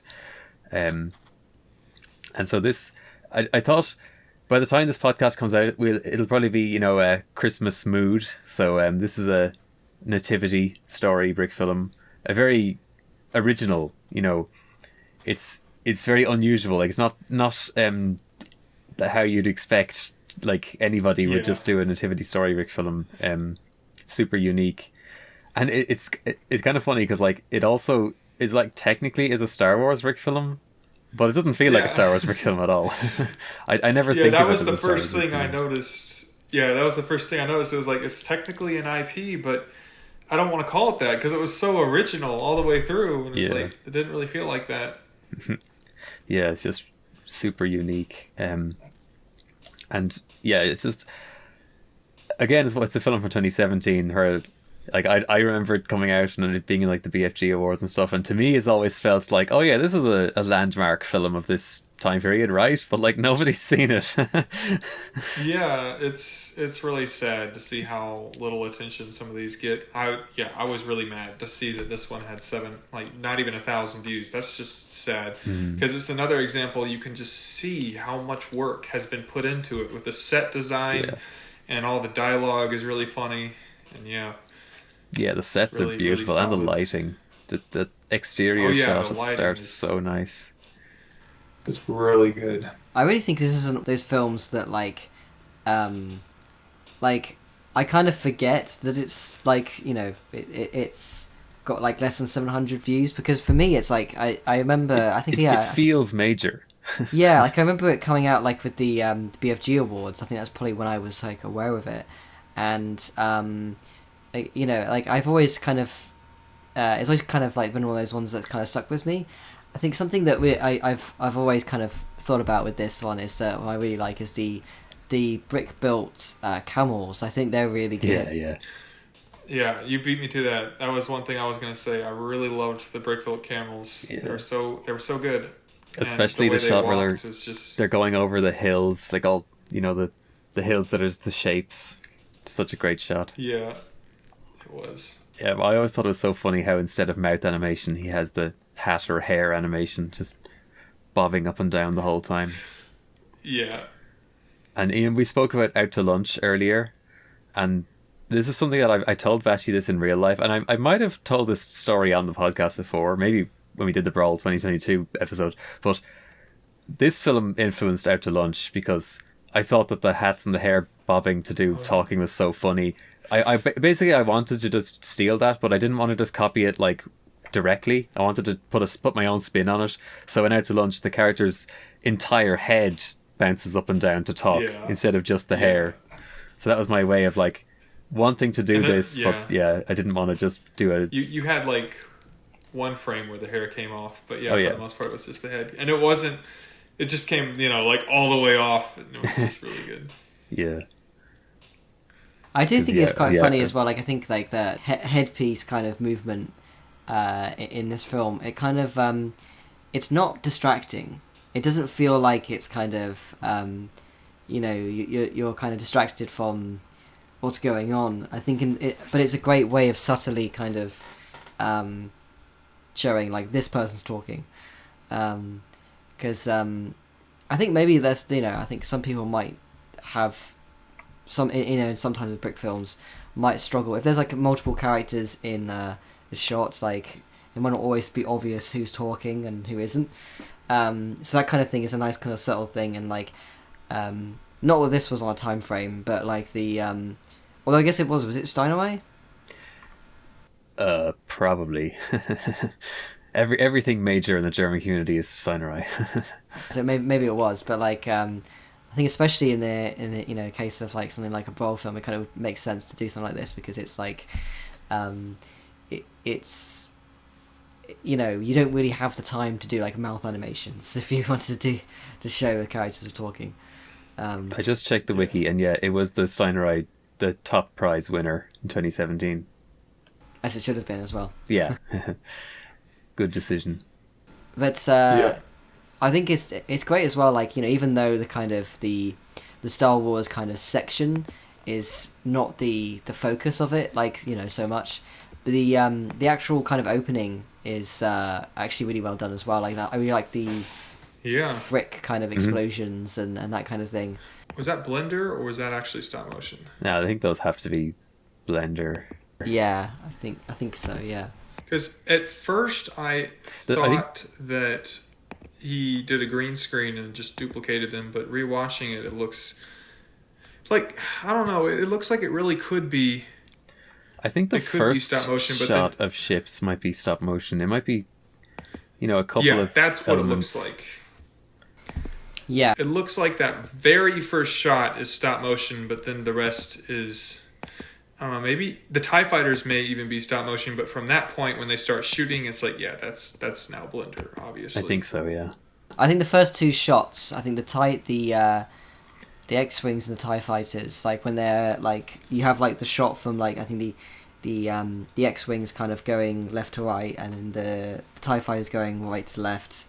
I think those are both stop motion, and then it kind of goes into the like a blend animation, but it's actually really kind of like quite seamless. It's done really well, and I think it's something which like I've noticed in a lot of brick films where it doesn't always kind of work, like sort of blending the kind of digital effects, especially like big space scenes and stuff.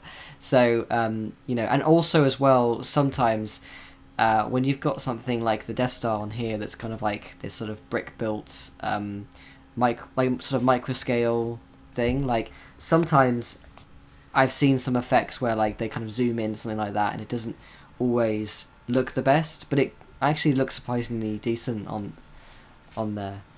Yeah, I wasn't really thinking about how much is stop motion, how much is CG before you brought it up. Like it, I have seen other Rick films where the divide between stop motion and CG for like space ships and space shots is like really jarring, but in this it just works.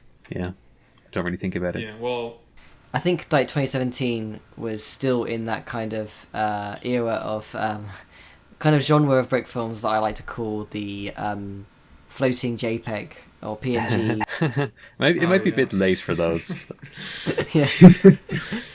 So the fact that it didn't do that and did it really well is good. Yeah, it makes me want to try to make my own like airship battle. In fact, like really, I want to try this, and just with green screens, and because all you have to do is animate a ship and then animate the ship turning in place. Then you green screen it out and you can keyframe it flying. You can do that pretty effectively, and I want to try it because I've never really done that before. Which is kind of funny because I think that is essentially what they did in the original Star Wars films. Yeah, that's interesting. When I found out that was actually stop motion, I was like, whoa, really? And you got to go back and watch it. It's like, yeah, that's obviously stop motion. Yeah. Yeah. Oh yeah, was that motion control cameras, like down the trenches? Oh yeah, I don't know. There's a lot of I don't know about how they shot those. I just am aware that it was stop motion. And they use like models. They use actual models, which is really cool. I think they might have like invented motion control stuff while making Star Wars. But yeah, it would be cool to take influence from those techniques for a brick film, more so than just doing stuff digitally. I mean, obviously with some digital, but yeah, a combination of the two. And yeah, actually, Outland Studios made another really good space brick film for Sinrai this year, which also has really nice sets and the camera moving and like a gigantic ship in space shot, which I'm pretty sure is real. It goes on forever. It's practically like Spaceballs, like how long the ship is traveling across the screen for. But it's just such an impressive build. So yeah, definitely another brick film who's like, it's more than just this one is worth checking out. Like he's got loads of brick films that are super impressive, and yeah, like I'll have to go check him out because I'm not familiar with a lot of his. I think it's interesting how it's often these sort of underseen brick films that are like, influential. They're the ones where you can sort of borrow techniques from, or they make you think, man, I gotta make a brick film like that. Like more so than just the ones that get more views. Yeah, circles back to what we were saying from the very beginning, which is the ones that don't do well are often the ones that people put the most time into, and are making it because they're having fun. They want to make it, which that's why they're so good. Unfortunately, that's also why they're not doing as well, is because they didn't make it with the algorithm in mind, meaning the algorithm didn't promote them. So it's just, unfortunately, that's the way it works. Yeah. But you tend to get one or the other, and you have to kind of choose, don't you, in a sense? Yeah. I've kind of been brainstorming a video that I could make talking about that concept, just kind of introducing my audience to this. I'm like, hey, there are a lot of underrated brick films out there. You should go watch them. And I know you're here for the cardboard, but give it a shot, because this is Lego stop motion is so cool, and you guys should take the time to go watch some of these videos, and then have a link to a bunch of videos I like, and then even showcase some videos and say what I like about them. And so I'm kind of wondering if I should make a video like that. I'd love to see that. And we've been planning a video on Bricks in Motion that might talk about some of these sort of concepts, and trying to encourage people to think like, do you want to be making stuff to chase the algorithm, or do you want to be making stuff that has soul, that has your own stuff that you heart. Would enjoy showing someone, you know, like if you have someone in person who you're meeting, you would be proud to say, hey, do you want to watch this thing that I made? No one's going to pull out their phone and say, hey, do you want to watch this 2-second clip of a stormtrooper falling down? But I feel like you're just a really rare example of somebody whose stuff does have, your own originality and heart and soul, but also has success on YouTube. Like just see, I just got lucky with that, and I'm gonna go with it for as long as I can, but I'm also not gonna count on it keeping up, because I am only too aware of how rare this is and how lucky I am to be in the spot I am, and also that it could go away at any moment, and that's fine. Definitely good to realize that now, rather than losing it and then only then realizing, oh no, it wasn't going to be forever. Exactly. Yeah, I'm getting all the heartache out of the way now for when it crashes and burns. It's a weird kind of subset of, I'd say, YouTube that has never been directly the algorithm's sort of choice, but has continued to be really successful. And I think an example I might give is maybe I don't know if you know Alan Becker, the 2D animator. Yeah. He does the like the animation versus Stick figures. Yeah. and his videos like they always get like millions of views. Yeah. And that's been the case for you know, well over a decade at this point. And I mean, to be fair, he is like, well, he's got nearly 30 million views, subscribers. But like, I think if you're not directly the like algorithms thing, you just are like a unique personality.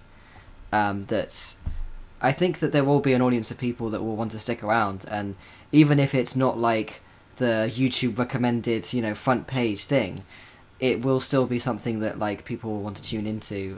Yeah. Really, the fact that you have your own lofty characters, like like it's not just banking on someone else's name recognition. You know, you're not making so Mr. Beast is over. This is the end of Mr. Beast. Yeah. So and I'm really happy that they took off, but in a lot of ways I was upset because I'm like, I really would rather keep doing Lego stop motion and keep my Lego character. But my Lego character, even though it is kind of my own, in a lot of ways, it's still Lego. It's not technically original in that sense. But my cardboard characters, they're completely original. They are completely my own thing. So it's pretty cool that they're doing so well, that's something that I can really call my own. And it was really a mistake. Like, there wasn't my goal when I was making the figure. When I was originally making the figure, it was supposed to be an armature for, building on top of, making an actual character. But after I finished building it, I'm like, hey, this kind of looks cool. I'm going to make a little animation on it so I can remember what it looked like before I painted it and put on the clothes and made it look like an actual character. And then I'm like, well, I don't have a face yet. And but I want this little, it was just going to be a really short animation just so I could remember what the armature looks like. But I'm like, you know what? I'm going to put a face on him. How could I do that? And then I did the whole cut out the face, and I'm like, I don't want it to be a circle, but I want it to be rectangle-ish, but I don't want it to be just a rectangle. And I cut the corners and drew a few faces, and I'm like, hey, that actually looks really cool. And then I made an entire animation with him. I wasn't planning on it, but I just kind of did because it was supposed to be just, for documentation purposes. And then I'm like, I kind of liked the way it looked. But then I stopped, and then I did Lego animation. And then 3 years later, that video blows up. And I'm like, how on earth does that happen after 3 years? And then, here I am now with my channel. Yeah. Everyone liking the cardboard and lofty characters. It's been fun. I do want to say, actually, one thing which I kind of feel like maybe there is part of like the stuff that you do that kind of makes me think of like that classic, the idea of like classic YouTube, which is the kind of thing of like, you kind of like, you go up to your co-workers and you're like, guys, you got to see this thing I've just seen, which is kind of what happened when I was like, I was telling someone like, oh yeah, you're going to be on the next. This guy's like going to be the next person on the podcast, and I showed. Well, funny enough, I think the first one I showed was the Super Bowl. That's a great video. So you love that video. I think it's so funny because it's one of those things where like it's just such a funny concept that it kind of just works. Like you don't need to have to have seen like Brickfilms or anything to have like to. Yeah, it's just the joke. And then I think it was your film, not this one that's just come out, but the one previously that came up as a recommended. I was like, oh guys, I've got to show you this, and like they were really they were amazed by it. Was it? That's so cool to hear. Yeah, I love to hear it when people enjoy the videos. Like you got to be making them for yourselves, but it is really cool when other people enjoy them. It's just so worth it. It makes all the hours you put into it so worth it. I mean, yeah, it's really cool that they are getting recognition, but like it is great to talk with you, and yeah, like it's clear that everything is just coming from you just enjoying to make the videos and just your own creativity. Just love to see that still alive in brick filming. Yeah. Well, not just. I mean, it'll always be alive in brick filming, but it's always nice to see somebody who's like who could be, you know, very very widely seen and influential, who's still like on that in that sort of train of thought, like who could, you know, influencing the general landscape of things. Yeah. That's always encouraging. I think that's the thing. Is like, you know, the thing that's like really important to kind of for people to kind of, I guess, to be reminded of really is that, you know, the most important thing is to make things that you really enjoy, and also just try things things that like you think would you kind of like the idea of, and that's, you know, you never know what that's going to lead to. Yeah, it's certainly it's interesting that a lot of your biggest successes have been you just trying something just out of the blue and not thinking it's going to go anywhere. Yeah. Yeah. But just the fact that you have done many different things, yeah.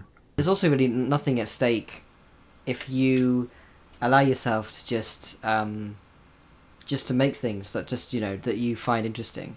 Because that's the thing, is like, I think you don't want to turn it into this like job of like, I gotta search and see what's popular and now I'm gonna make this thing, and that's not gonna have longevity. You know, that's the thing as well. Like, I think, you know, I mean, even the films that we talk about on the podcast, like the showcase, and, you know, we were saying like, oh, this doesn't even have like 700 views or whatever, but like there's still things that like get talked about, like, you know, like, again, like, even if it's just by us. Yeah, it's like, well, we remember them after 7 years. We're still talking about them. Yeah. That's a good point. Yeah. People can watch them at any moment, like, you know, even if it's like, yeah, like 10 years down the road, and they'll pick up on something like, hey, that's a really, I really love the way that they did the camels, or, you know, like something like that, and there'll be some value there that people can take, which I think if it's something which is so kind of like, there's definitely films that like back when we were starting to do the podcast, which probably on my mind now, where like I think like, I don't know, 6-7 years ago, that like they would have been on the back of my mind as like, oh, they're the films that like are, you know, trying to take on a trend, and now they're just like, they feel like, oh, they're just old, you know, they're just like, that's not really kind of like what people really are sort of looking for. Yeah, if they're referencing dated memes, then it just feels dated. Yeah. So it's like, yeah, I think it's just make stuff that you want to make, and, you know, experiment, try new things, and like, yeah, like, you never know like what that leads to. And I think, you know, from the perspective of like, I think like what, like, you know, what you were doing when you were starting off was that kind of idea of like, I'm actually going to be putting this out, and someone that's not like related to me is going to watch it, you know, like. Yeah, and then leave a comment saying they liked it, which is just really cool. And you get hooked on that. I got hooked on that so fast. I ate that up. Yeah, it feels like the old days of like, wow, somebody commented. Yeah, amazing. Yeah. You think that we might be a good point to wrap things up? Yeah, I'd say that's a really good kind of like closing kind of point. Yeah, thank you so much for joining us. It's been a really good episode. Yeah. Well, thank you so much for inviting me. I really enjoy talking. It's very rare that I get to talk to other people who create stop motions, so it's a real treat. Yeah. It's always nice to be able to go in depth. Yeah. Yeah, it's great to talk with you. Thanks for coming on. Of course. Yeah, good. Goodbye. Good to talk to you. Bye. Bye.